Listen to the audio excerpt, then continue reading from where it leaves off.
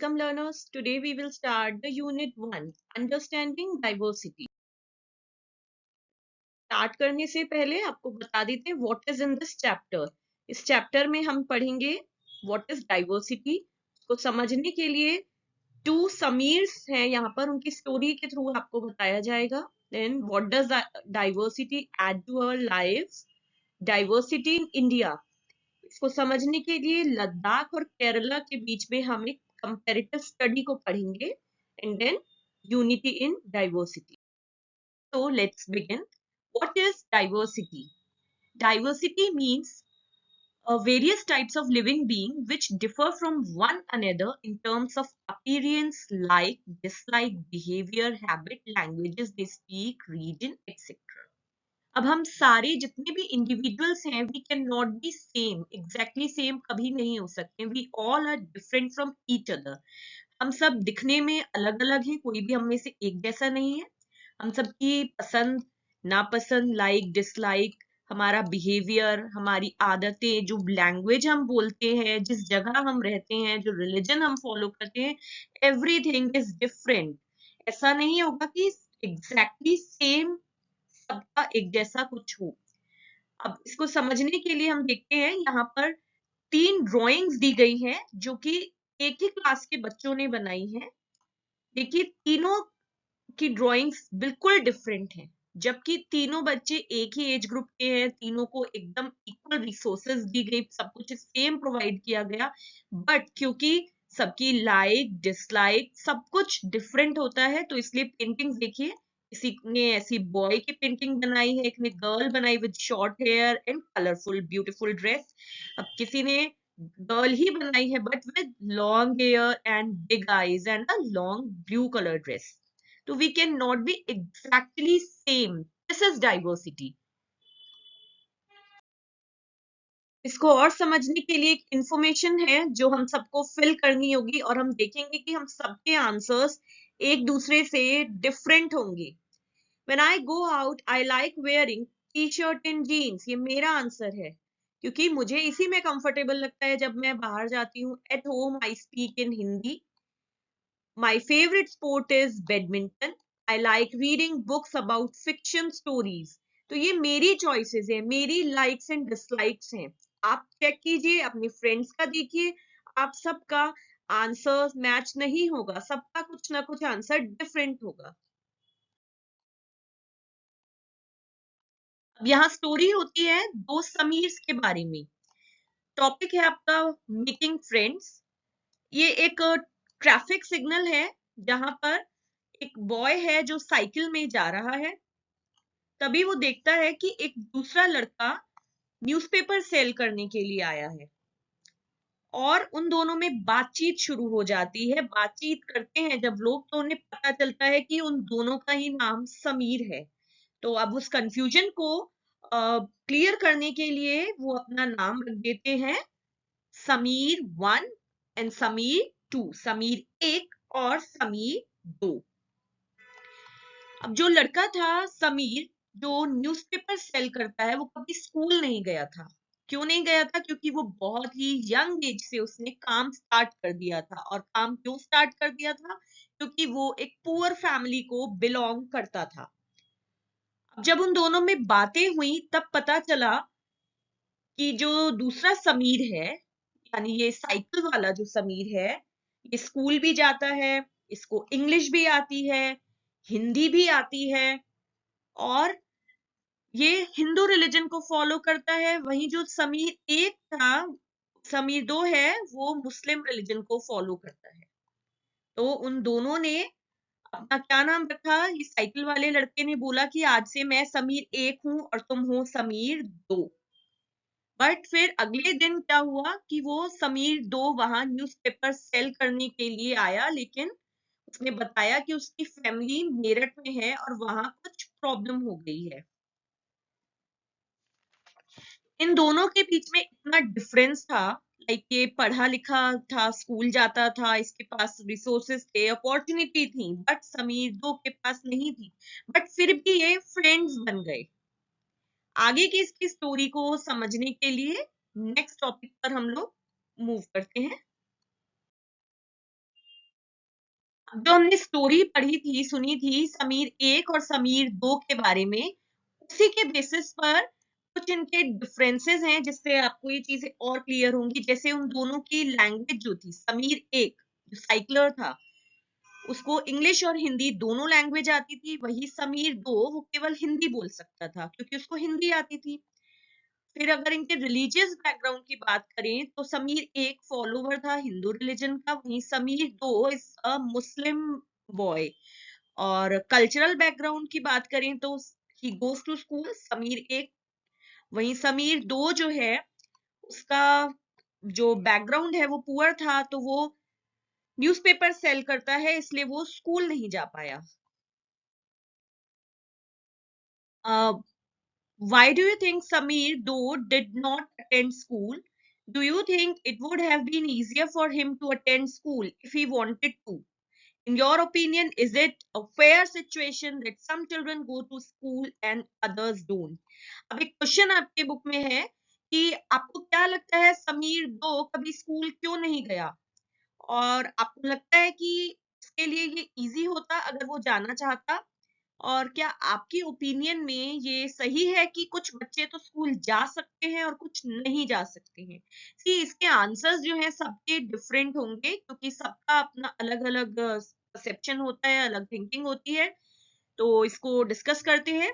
समीर दो did not attend school, क्यों नहीं जा पाया? क्योंकि उसके पास मौका नहीं था, did not have the opportunity, और या फिर उसके पास रिसोर्सेज नहीं थे। क्यों नहीं थे? क्योंकि जब उसके पास खाने पहनने और रहने के लिए ही एक ढंग की जगह नहीं थी, रिसोर्सेज नहीं थे, तो फिर वो स्कूल कैसे जा पाता? इसीलिए उसके पास अपॉर्चुनिटी नहीं थी। और अपॉर्चुनिटी क्यों नहीं थी? क्योंकि उसके पास रिसोर्सेज नहीं थे। तो ये दोनों चीजें लिंक्ड हैं। Or it would have been much easy for Sameer to attend school if he wanted to, because after selling newspaper in the morning, he could have joined any school. Newspaper सुबह cell करता है, उसके बाद वो किसी government school में admission ले सकता था। इस तरह से वो अपनी फैमिली को भी सपोर्ट कर सकता था और अपनी एजुकेशन को भी कर सकता था। बट इट्स नॉट फेयर कि कुछ बच्चे तो स्कूल जाते हैं कुछ नहीं जाते हैं। हर बच्चे को उसकी एजुकेशन लेने का पूरा पूरा हक है। Each child should get his और हर एजुकेशन, और इसी के लिए गवर्नमेंट काफी सारे एजुकेशनल प्रोग्राम्स भी चलाती है जिसमें फ्री एंड कंपलसरी एजुकेशन भी है बच्चों को till the age of 14 years। What does diversity add to our lives? अब डाइवर्सिटी हमारी लाइफ में क्या ऐड करती है? जैसे आपने देखा समीर एक और समीर दो बिल्कुल डिफरेंट बैकग्राउंड से थे बट फिर भी वो फ्रेंड्स बने। ऐसे ही आपके भी कुछ फ्रेंड्स होंगे जो डिफरेंट लैंग्वेज बोलते होंगे, उनके जो फूड है वो डिफरेंट होता होगा, उनके घर में कुछ फेस्टिवल्स होंगे जो वो अलग बनाते होंगे आपसे, और उनका कल्चर भी आपसे अलग होगा। तो ऐसे ही जो डाइवर्सिटी है वो हमारी लाइफ में वैरायटी जिसको आप कह सकते हैं, हम हर बार नया कुछ सीखते हैं। अब जैसे कुछ लोगों को स्टोरी लिखना और पढ़ना पसंद होता है, कुछ तो हॉरर स्टोरी को पसंद करते हैं, कुछ एडवेंचर, कुछ एनिमल्स की पंच स्टोरी, कुछ फैमिली स्टोरीज, एंड कुछ जो है कुछ friendship fights, king queen.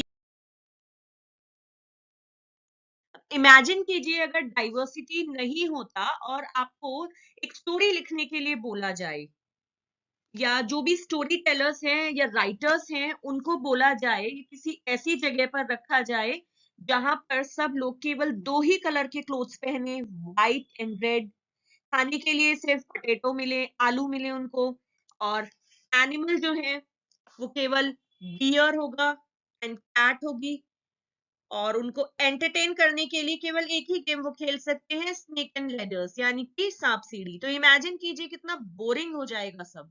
Diversity इसलिए भी हमारी लाइफ में जरूरी है। Diversity in India, diversity India में जो लैंड है इंडिया की, उसमें सबसे ज्यादा डिफरेंट रिलीजन है, लैंग्वेजेस हैं, फूड, फेस्टिवल, कल्चर, सब कुछ अलग है। आप अगर स्टार्ट करें यहाँ जम्मू कश्मीर लद्दाख से, तो यहाँ का जो कल्चर है, यहाँ पर के जो खान पान है, बोली है, वो डिफरेंट होगी। जैसे जैसे आप नीचे आते जाएंगे, हर जगह की भाषा अलग है, वहां का रहन सहन अलग है, और वहां के त्योहार अलग हैं।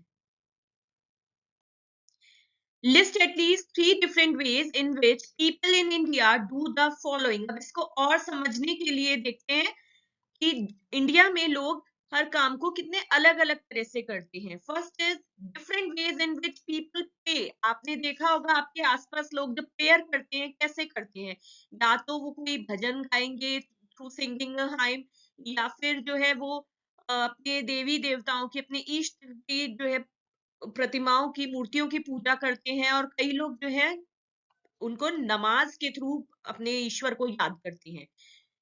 Different ways in which people get married. अब सब लोग एक तरह से तो शादी नहीं करते हैं ना इंडिया में। कुछ लोग जो है टेम्पल में जाके शादी करते हैं, कुछ कोर्ट में जाके करते हैं, और कुछ लोग जो शादी करते हैं तो एक बहुत बड़ा ग्रैंड सेलिब्रेशन करते हैं। सबका अलग अलग तरीका है। And different ways in which people dress. अब सब लोग एक जैसे कपड़े नहीं पहनते हैं। जैसे पंजाब में अगर आप जाएंगे तो वहां जो वुमेन होती है वो जनरली सूट वेयर करेंगी, मतलब उनका traditional dress we are talking.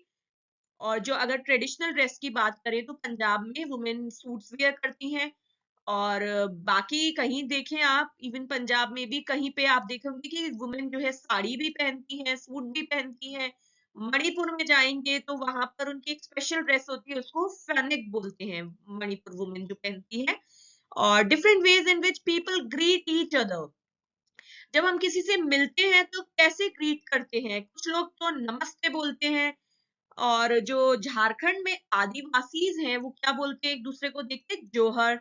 और कुछ बोलते हैं सत श्री अकाल, कुछ गुड मॉर्निंग बोल सकते हैं। सबका अलग अलग तरीका है। कुछ प्रणाम बोलते हैं। Different ways in which people cook rice. Rice तो सब खाते हैं, बट कैसे खाते हैं, सबका बनाने का पकाने का तरीका अलग होता है। कुछ लोग उसको बिरयानी की तरह बनाते हैं, उसमें मीट या वेजिटेबल्स डालकर। कुछ उसमें पुलाव बनाते हैं, उसमें अपनी चॉइस की वेजिटेबल्स डालकर। और कुछ लोग उसको प्लेन राइस विद दाल भी खाना पसंद करते हैं। तो क्योंकि सबकी लाइक्स डिसलाइक्स अलग है, एंड यही डाइवर्सिटी है कि हम सब एक जैसे हैं बट डिफरेंट हैं। सब डिफरेंट हैं बट फिर भी एक जैसे। We all are same but different. अब डाइवर्सिटी की बात करें तो इंडिया, जैसे कि आपको पता है, बहुत डाइवर्स नेशन है, क्योंकि यहाँ पर सब अलग अलग लैंग्वेजेस बोलते हैं, सबका खाना पकाने बनाने का तरीका डिफरेंट है, सब फेस्टिवल्स डिफरेंट बनाते हैं, सबके पहनावा अलग अलग है, और सब अलग अलग रिलीजन फॉलो करते हैं। अब इसको और समझने के लिए बात करते हैं, अगर हम 200 साल पहले की, जब हमारे पास ये ट्रेन नहीं थी, एरोप्लेन, कार या बसेस नहीं थी, तो लोग ट्रेवल कैसे करते थे? या तो वो कैमल पर जाते थे, या हॉर्स पर जाते थे, या पैदल चलते थे, या शिप के थ्रू जाते थे। बट वो जाते क्यों थे? वो जाते थे एक जगह से दूसरी जगह पर अपने को सेटल करने के लिए, या ट्रेड करने के लिए, व्यापार करने के लिए। और क्योंकि एक जगह से दूसरी जगह जाने में समय बहुत ज्यादा लगता था, तो जनरली लोग फिर दूसरी जगह वहीं जाकर के बस जाते थे। कुछ लोग तो इस वजह से इधर उधर माइग्रेट हो गए। कुछ क्यों चले गए? क्योंकि बहुत बार उनके इलाकों में जो है, या तो सूखा पड़ गया, अकाल पड़ गया, यानी कि कुछ फसल ही नहीं होगी, या पानी बहुत ज्यादा, मतलब बारिशें होने लगी, बाढ़ आ गई, इसलिए चले जाते थे, क्योंकि उनके एरिया में अब कुछ इतना खाने पहनने के लिए बचा ही नहीं था। कुछ इसलिए चले जाते थे काम की तलाश में।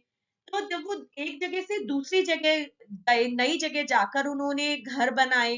अब वो दूसरी जगह जहां रहने गए हैं, वहां आसपास के लोगों को देखकर उन्होंने वहां की वो भाषा सीख ली, उनका थोड़ा कल्चर अडेप्ट कर लिया, और थोड़ी थोड़ी सब में चेंजेस आते चले गए। वहां का फूड उन लोगों ने एक्सेप्ट कर लिया, क्योंकि फूड क्या होता है जो उस जगह पर इजीली अवेलेबल हो जाए, वही वहां का कल्चर हो जाता है। इसी तरह से जो है डाइवर्सिटी आती चली गई। जैसे कि अगर कोई समुद्र के पास रहता है तो वो जनरली क्या खाते हैं? फिश, क्योंकि वो इजीली अवेलेबल होती है। तो इंडिया इतना डाइवर्स क्यों हुआ? क्योंकि लोगों ने जब अपना घर छोड़ा, क्यों छोड़ा?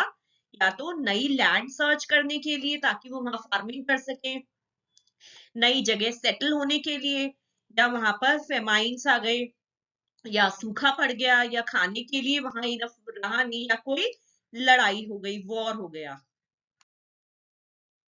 जब वो लोग सेटल हुए नई जगह पर, तो जिस जगह गए हैं तो वहां लोगों की लैंग्वेज थोड़ी चेंज हो गई, फूड थोड़ा चेंज हो गया, वहां का म्यूजिक, रिलीजन, ये सब उनके लिए न्यू बन गया सब कुछ। अच्छा, डिफरेंट कल्चर की वजह से जो है वहां की लाइफ और कल्चर की वजह से उनका कल्चरल थोड़ा डिफरेंस इन्फ्लुएंस हुआ।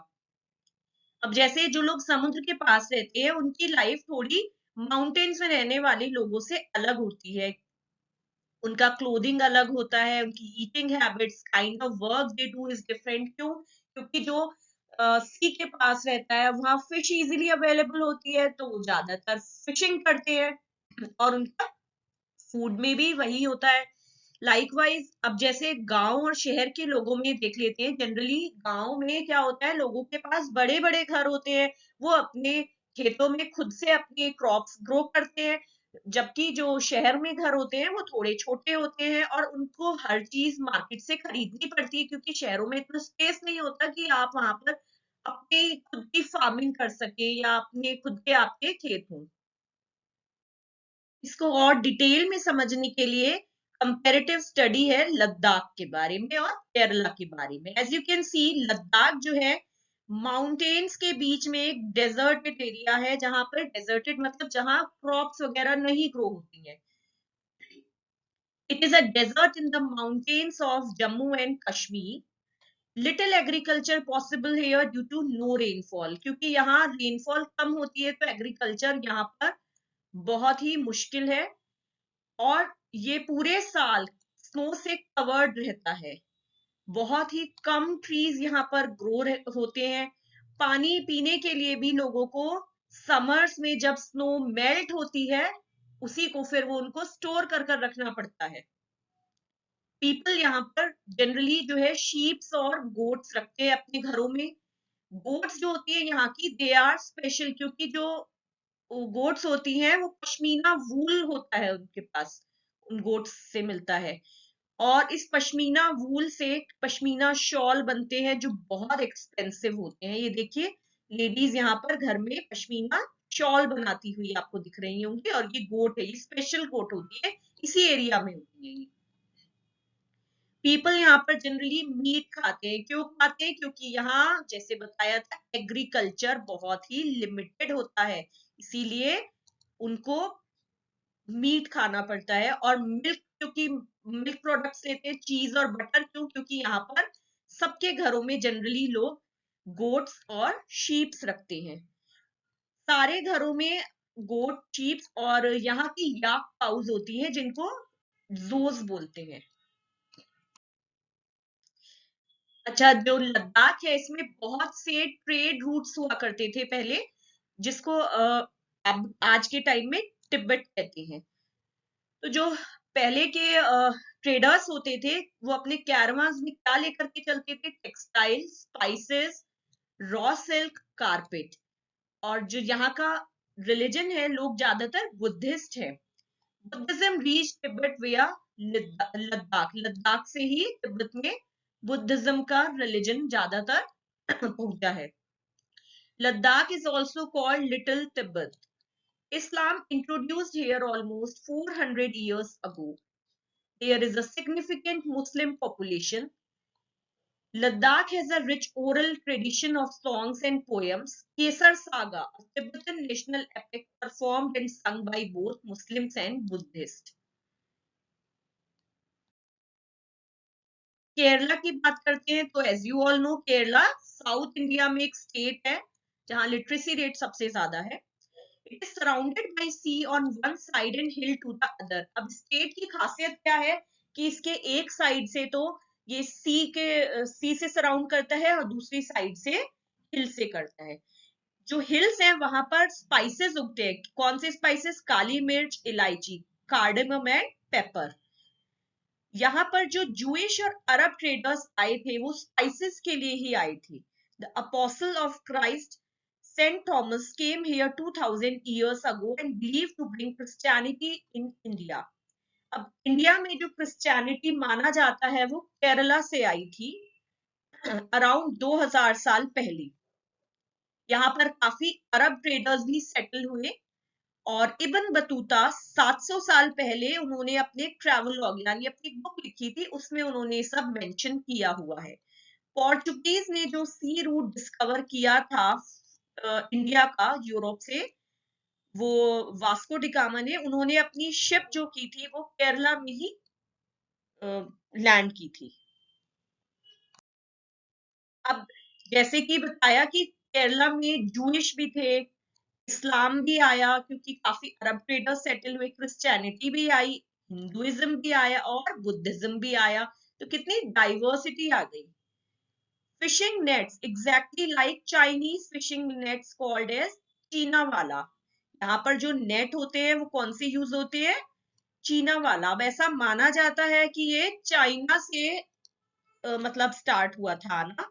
यूटेंसिल्स जो होते हैं उनको यहाँ पर चीना चक्की बोलते हैं। चीना means China. Due to good climate and fertile land it grows rice vegetables and fish. तो यहाँ राइस भी होता है, वेजिटेबल्स भी होता है, और सी है तो फिश भी होता है, और हिल्स है तो स्पाइसेस भी होता है। कितना डिफरेंस है ना लद्दाख और केरला में। अब क्योंकि केरला और लद्दाख दोनों का ज्योग्राफिकल लोकेशन डिफरेंट होने की वजह से वहां के वेदर, क्रॉप्स, इन सब में इतना डिफरेंस है। इसी को देखते हैं। पहला है द फूड पीपल ईट। अब फूड पीपल वो क्या ईट करते हैं जो वहाँ इजीली अवेलेबल होता है। केरला जो है वहां पर पानी की कोई प्रॉब्लम नहीं है, अवेलेबिलिटी अच्छी है, तो वहां पर राइस ग्रो होता है, तो people eat rice, vegetables and fish. Fish क्योंकि वो सी के पास है। लद्दाख डेजर्ट एरिया है, माउंटेन्स में लिटिल एग्रीकल्चर वहां पॉसिबल है, इसलिए पीपल जो है वहां पर मिल्क और मिल्क प्रोडक्ट्स ज्यादा खाते हैं। द क्लोथ्स दे वियर, क्योंकि केरला सी के पास है तो वहां ह्यूमिड रहता है क्लाइमेट थोड़ा, इसलिए पीपल वियर कॉटन क्लोथ्स। और लद्दाख स्नो कवर्ड है तो इसलिए वहां पर people wear woollen clothes and pashmina shawls. Work they do fishing and farming because land is fertile so it can grow a variety of spices also. People rear sheep for its wool and sell it to traders in Ladakh। अब term है unity in diversity. ये term किसने दिया था? जवाहरलाल नेहरू जी ने दिया था। India की जो डाइवर्सिटी है यही इसकी स्ट्रेंथ है, यही मजबूती है कि हम सब डिफरेंट है बट फिर भी हम इंडियंस हैं।